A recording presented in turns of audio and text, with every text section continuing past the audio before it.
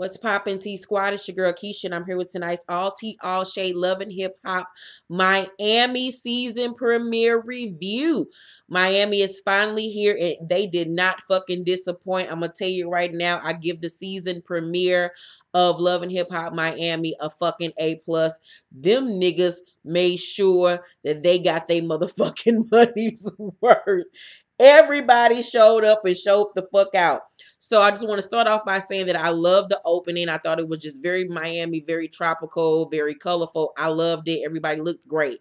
So we start off this episode with, I hope I'm saying her name right, Amara La Negra, who lets us know right off the gate that she's 100% Dominican. She is absolutely stunning. This girl is so fucking beautiful. She looks animated. That's how pretty she is. I love her chocolatey skin, her almond-shaped eyes, her natural hair, her fro. She's shaped like a goddamn Snicker, small in the waist, big ass, hips, just enough tits. I mean, the girl is just like walking fucking sex. She is like a real life Barbie doll, a real life African princess. Like, she is just absolutely beautiful. Like, she the type of girl that I feel like Andre 3000 would write a song about. Like, she is fucking gorgeous. Oh my God. How this girl ain't popping, I don't the fuck know.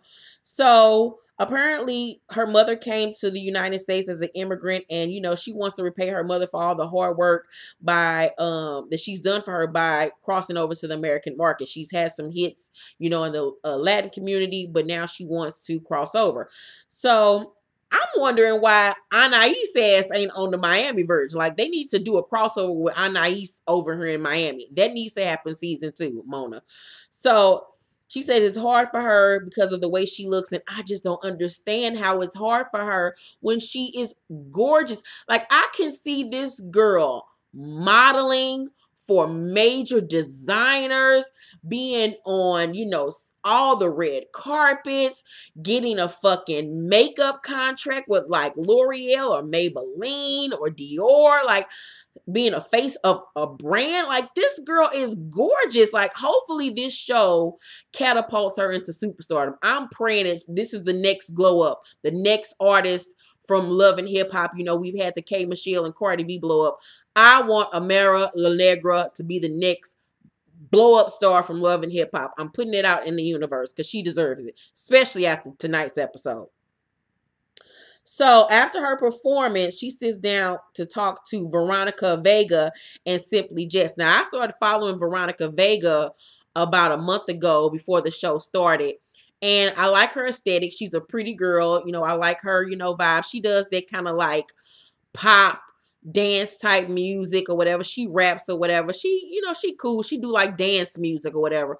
But seeing how this season is going to go, I don't think I'm going to like her at all. And I think I'm going to end up unfollowing her, especially after everything that went on tonight's episode. Veronica Vega will be getting unfollowed. So Amara says, that she embraces her Latin and Black heritage. Veronica agrees and says, that majority of Latinas are mixed. And I'm like, you are mixed, nigga. If you ever Google what Latin Puerto Rican people are made up of, they're made of European, Native American, and African descent. That is what majority of Puerto Rican people are made out of. So it just baffles me that they don't think that they're African or have African heritage or in their blood. Hell, majority of everybody you got African in their blood, because shit, we are the first motherfuckers that was on this motherfucking planet. But that's a whole nother fucking episode. So Amara says she's going to meet that night with a producer by the name of Young Hollywood, who has produced for Pitbull and Migos. Now, when I watched the trailer for this, I had already knew this nigga's career was about to be over the season premiere. Like, he just needs to just go ahead and slit his wrist and just forget about it, because he made an absolute 100% ass of himself with this episode. So Amara brings her mom to the meeting, and Young Hollywood isn't pleased. Now, I would admit, unless she's your manager, what the fuck are you bringing your mama? And I mean, I understand that, she says her mother sees things that she might not see, but it's just being professional. I don't know. That did rub me the wrong way, but at the same token, I would have rolled with it. So whatever. So, Amara makes it clear that she likes to have her mother with her at all times. So then we're introduced Gunplay, and if you don't know who Gunplay is, he had a hit song about a couple of years ago about I forgot what the Bible on the dash or whatever the fuck. And he's really good friends with Rick Ross. He rolls with that whole crew or whatever. And he introduces us to his hood, and he talks about how he dodged a life sentence in jail, and how he's been given a second chance. If you don't know, he is a drug addict. He's done cocaine and all those type of things. So he is an addict. He was in ATL. Remember, he did film a couple episodes of Love and Hip Hop Atlanta last season, but now he wants to move back to Miami. He tells his girl Kiara this, and Kiara kind of remind me of Mike Vick, the football player's wife. They kind of remind me of each other. They got the same kind of aesthetic, the same type of face. Not ugly, but not really that cute neither. So he tells his girlfriend Kiara that that he wants to move back to Miami, and she's not really happy about this because she don't want to see him relapse and get back into all this street shit. She don't want him to move back either because the fact that it's some chicks back in Miami that might cause him some problems. So one girl name is Miami Tip, who's a former dancer, now rapper. They show Gunplay and her in the studio together, and she asks him, does he miss her? And he says he does still think about her, and she tells him he still has her heart. And I was like, now this is an inappropriate conversation when you keep on talking about your lady this, your lady that, meaning Kiara, but you in the studio with this bitch talking about whether you miss her or not. Like, excuse you, Gunplay? Like, you ain't even cute, nigga. You need to be happy you even got a bitch that like your ass. You can't be ugly, a drug addict, and a convict all at the same time, nigga. Pick a struggle. So, he assures Kiara that she doesn't have anything to worry about. Lies you tell. So back in Miami, he meets up with Trick Daddy, who he's known for years. He tells Trick that he's trying to start fresh and get back into rapping, and he wants Trick on a record. Trick Daddy says that he don't get on a lot of records because he's tired of people taking their lyrics, their vibe, and their lifestyle and not giving them credit.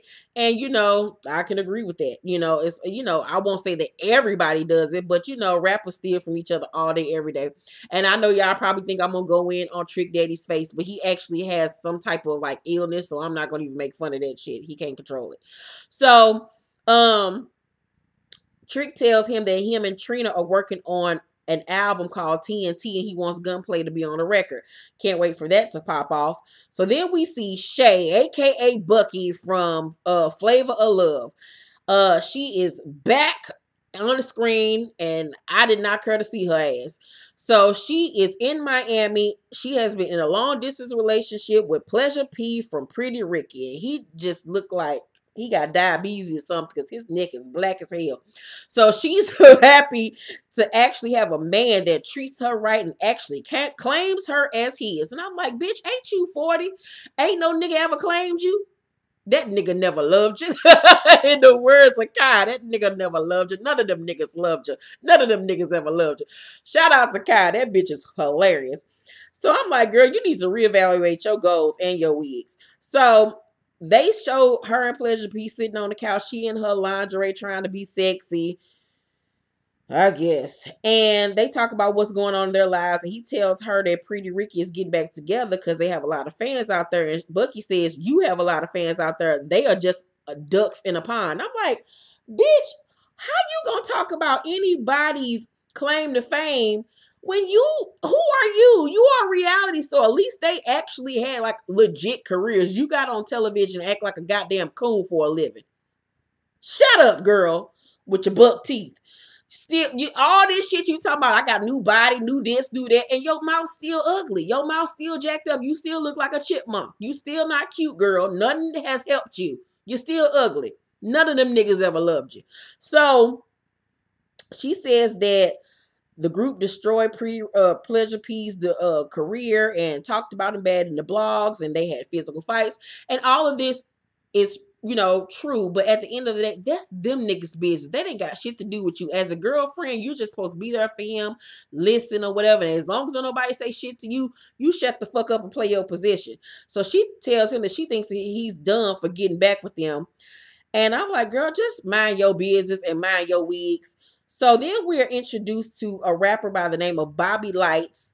Um, he is a rapper and he acts and he is gay. I like his aesthetic. I like his look. I actually like his rap voice. He actually sounds like he can rap and can give you a 16. I don't really know what he's talking about, but I was interested in hearing more. He says that people don't take him seriously because he's an openly gay rapper. And I was like, I just don't understand that how motherfuckers don't want to listen to gay rappers, but you listen to gay rappers every day. Your favorites are gay. A lot of your favorites over there sucking dick right now as I'm doing this goddamn review. So these niggas be cracking me up, acting like they don't want to listen to gay rappers, but you still do and be all on these niggas' nut sacks. So Trina performs and she looks nice because it's hit or miss with Trina. Sometimes she gets the fashion right, majority of the time she the fuck don't. So her and Trick Daddy perform, you don't know now or whatever, and after performance they talking, and then Bobby Light show up to the after party. But the guard tell him that he's not on the list. And he was like, Lies, you tell Miss Girl, like, because I'm her cousin. Trina is my first cousin. So they eventually let him in. He was like, about time, thank you. I was like, boy, you sit your light-skinned ass down. So he says that even though Trina doesn't support his career, he makes an effort to support hers. And I was like, well, you's a fool. So he knocked on the door. Trick opened the door. Trick Daddy country ignorant ass look over his shoulder at Trina and say, yo, Trina, you got this boy out here. He like, Trick Daddy look like that type of shit where he don't play with none of that gay shit. Don't get that gay ass nigga around me. Like, he seemed like he one of them type of niggas. So Bobby come bouncing in, honey, with his arched eyebrows and his highlighter on. And he say to Trina, hi, Bobby. No, he say hi, Trina, and then hi, Bobby. Trina say, hi, Bobby. Calm down, you doing too much. You came to my performance in this outfit when it was all white party. He got on a whole colorful outfit. And Trina is just not here for this nigga. She don't want to talk to him. Trina is giving us dynasty realness, bitch. And so Bobby said, I'm going to be real with you, girl. I think I should have gotten a more proper invite. I'm your family. And Trina brings up in her green screen how he don't know how to act right. And in 2016, he got into it with her assistant Alvin while they were out kicking it one night. And since then, he hasn't been invited to kick it with her. He asked her what she getting into tonight because he want a party. And she said, I'm going to a party. There is no tag-alongs. It's over for you tonight. I'll see you another time. Trina's so motherfucking rude, bitch, but she blunt. So Bobby say, I see you got your little minions around here working like you always do, talking about the Alvin guy who have been rolling his eyes at him since he walked through the door. Trina say, why are you so extra? And Bobby say, I like to show my support to you, but when I feel disrespected, I'm always gonna say it. When I walked in, your minions had a problem with me. And Trina say, they work for me, my love, and you were barely invited, so be thankful I'm not throwing your ass out. Like, girl, that's how you read a motherfucker. When you stay calm, don't raise your voice. That's how you get to a motherfucker. So he tell her, girl, please, and drink her champagne as she walks out. So Pretty Ricky meets up, and Baby Blue walk in looking like a whole teacup. Bitch, he is fat as hell. So Slickum say he appreciate everybody bringing. Oh, wait a minute. He appreciate everybody bringing it back together because he was tired of being the glue to this shit. He said, I'm happy everybody pulling their weight now. Baby Boo fat ass say, yeah, because I'm in the past, I felt like I was pulling everybody weight. And I was like, you showed and picked up everybody's weight and ate it, nigga. So Pleasure, like, here we go with the bullshit. Baby get to talking about I put blood, sweat, and motherfucking tears in this shit. I slept in the studio every day while you niggas was out doing whatever fuck y'all wanted to do. And Pleasure say, you act like we ain't do shit. And Baby say, I ain't say you ain't put in no work. You showed up to the studio recording and left early. And Baby say, well, who engineered, who recorded? Me. I did it. Don't you got a #1 record I produced? And I'm like, nigga, who you think you are, Flash? Like, nigga, this ain't the 5-heartbeat. Shut your ass up.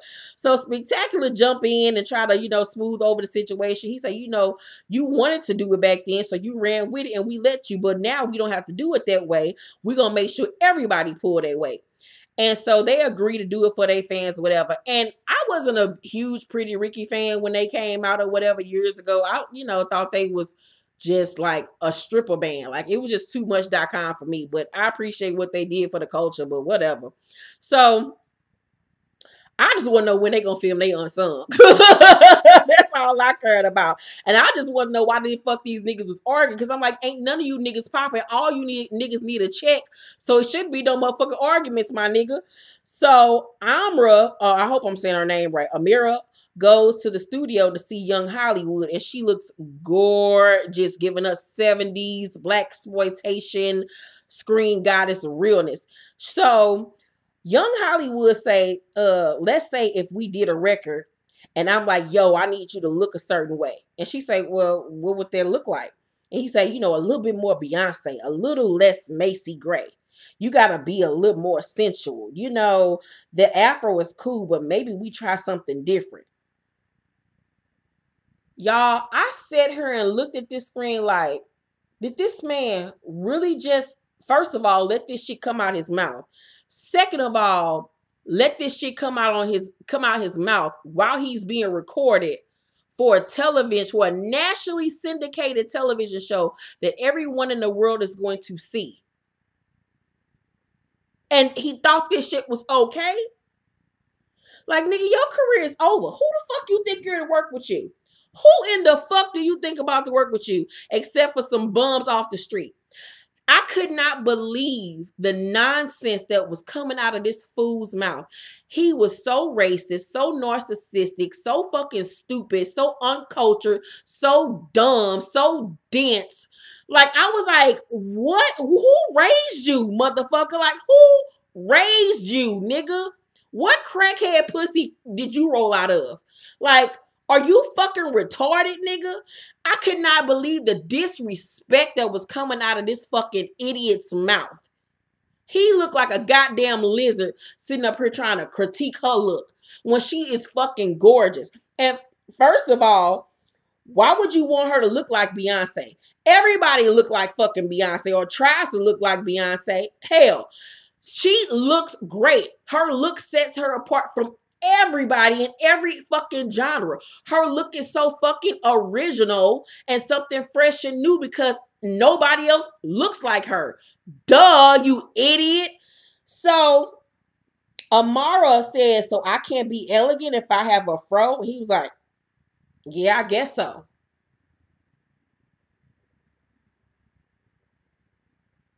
So since she has natural hair, she can't be elegant. This is the world we live in. This is why I don't fuck with you niggas. This is why I don't fuck with you dumb coon ass niggas. And I'm like, says the nigga with tattoos on his droopy ass eyelids, nigga. You can't even read the shit with your old ugly ass, droopy ass eyelids. So Amara says, being an Afro-Latina, I embrace it. He said, hold up. Are you African or is that just because you have an afro?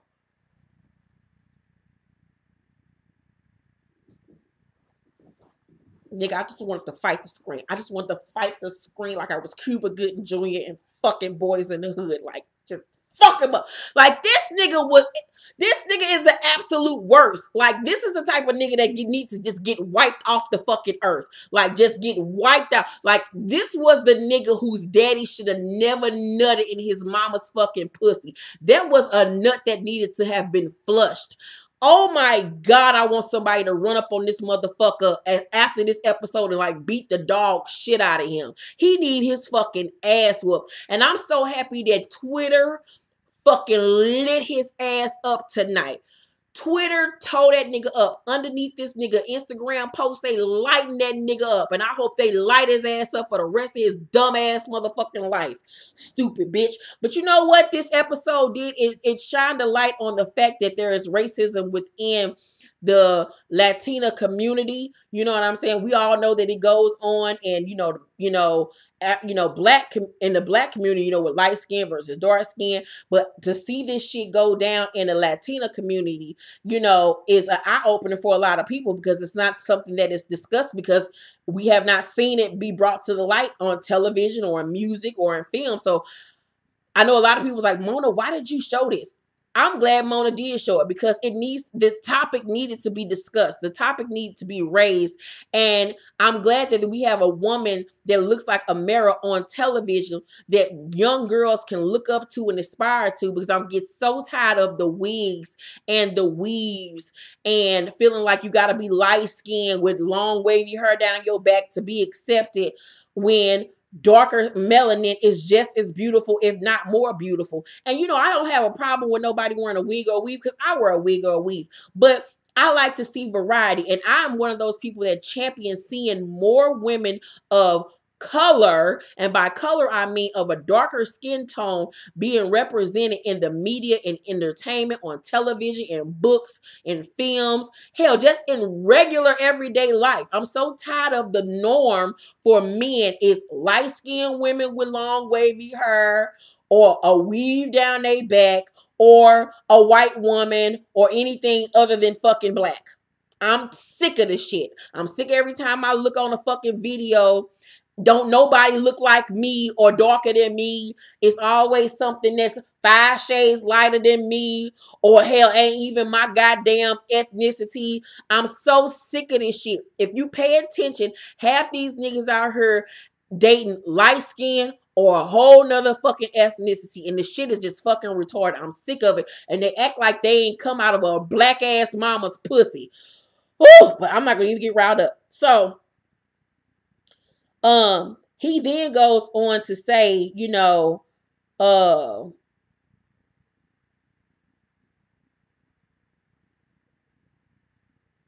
so she says, being an Afro-Latina, I embrace it. He said, hold up, are you African, or is that just is that just because of your afro? And Amara said, just in case you haven't noticed, I'm black. And I'm like, how can you not notice that this girl is black? You what? He's so fucking stupid. So he says, I'm just trying to get to know you. Like, what made this whole Amara black and proud afro thing?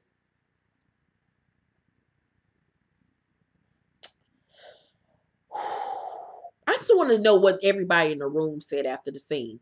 Like, I want to know, like, what the producer said to him afterwards. Like, I know somebody had to look at him and say, you done fucked up, right? You done fucked up, don't you? Like, I mean, like, I'm speechless. So he says the industry is looking for cookie cutter poster childs. And she say, not all Latinas look like J-Lo. Where are the women that look like me? Exactly.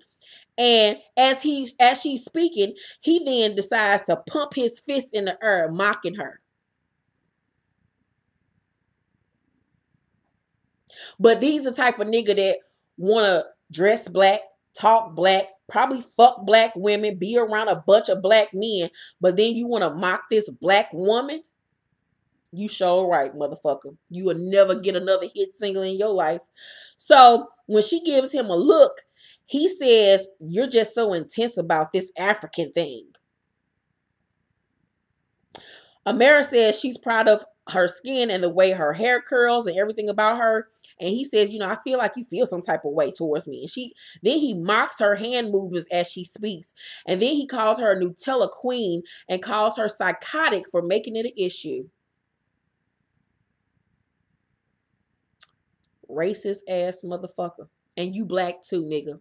You black too, motherfucker. The police will shoot your ass just as quick as they will one of us. Just because you got a little smooth wave to your hair don't mean shit, motherfucker. You still black.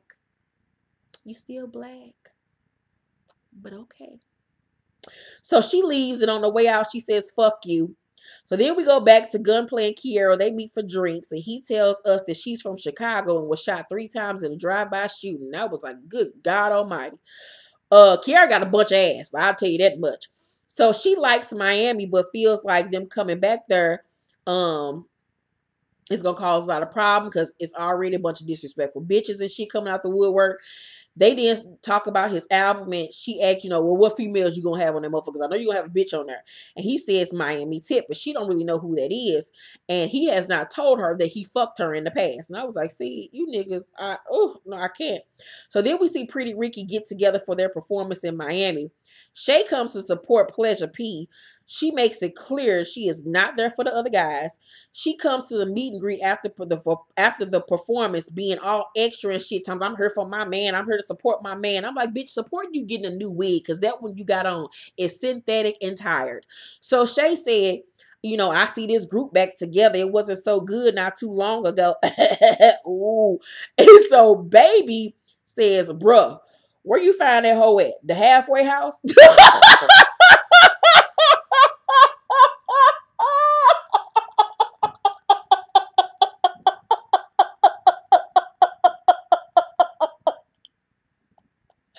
Oh, Jesus. That was the funniest shit. He say, you so tired, shut your ass up. So Shay say, I'm so tired. I'm here with my man, the one that matters, the one that's gonna jumpstart your career that doesn't exist right now. And I'm like, knock, knock, who's there? Your nigga done got a career too. Your nigga don't have a career either, man. Like, what the fuck are you talking about? This nigga in the same boat with the rest of these niggas paddling across the stream, bitch. You need to be in the head of that motherfucker, because you ain't got shit either. So, Baby didn't say, I heard you ain't even getting no money with your raggedy ass. Go get your makeup done, right? You know your makeup fucked up when a nigga tell you to go get your shit done right. I'm like, bitch, you cannot sit up here and play the dirty dozens with no fat nigga. This nigga been getting joned on half his motherfucking life. He got to defend himself. So Shay says to Pleasure, why do I have to be so calm and collected for you to allow somebody to disrespect me that I don't even know? I'm like, bitch, are you retarded? Are you high? You came in there starting with these niggas. Did none of them niggas say shit to your ugly ass? So Spectacular jump in and says, no one was disrespecting you. And she says, I'm not talking about you. I'm talking about him with the shiny suit on. And then Spectacular say, because you came in here arguing. Like, what the fuck? Pleasure just standing there looking at her like she retarded. He ain't sticking up for her nothing. But he tell her she can't come in disrespecting people. She said, I'm not disrespecting people. I'm disrespecting. And she pointed at Pleasure. She pointed at Baby. She said, I'm disrespecting your weak ass, fat ass, funky ass, pregnant looking ass. I was like, well, goddamn, you bit that shit. So Shay say, why you ain't say nothing? Ask yourself that I'm good. I see where you at. He was like, I'm good too. Like, I ain't got time for this stupid ass bullshit, bitch. You need me more than I need you. So then she tell him she gonna give him her ass to kiss and call him a weak ass bitch. And I was like, well, nigga, he ain't never fucking with you again. So Bobby Light is with his best friend, Miami Tip. He asks her what he's doing wrong when it comes to Trina.